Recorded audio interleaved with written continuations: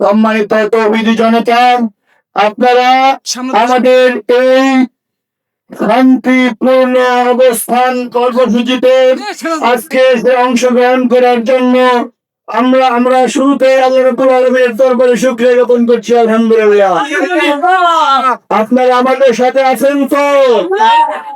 আমাদের অবস্থান কর্মসূচি চলছে। আমাদের এক দাবি, আমাদের সকল দাবি মেনে নিলে আমরা এখানে 1 মিনিটও থাকবো না।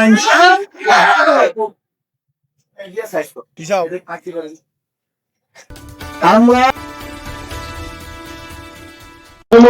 মেনে নিবেন, মেনে নিলেই আমরা এখান থেকে চলে যাবো ইনশাআল্লাহ।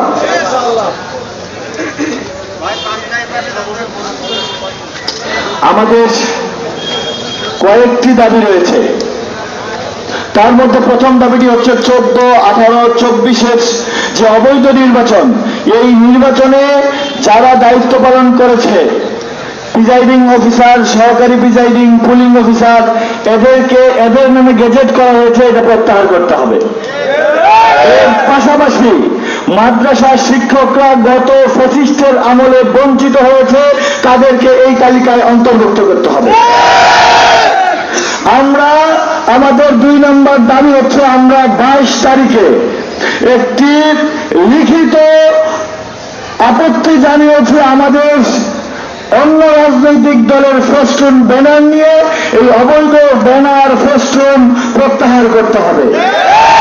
আমাদের 3 নম্বর দাবি হচ্ছে, তেঁতুলিয়ার ইউনো নির্বাহী অফিসারকে অপসারণ করতে হবে।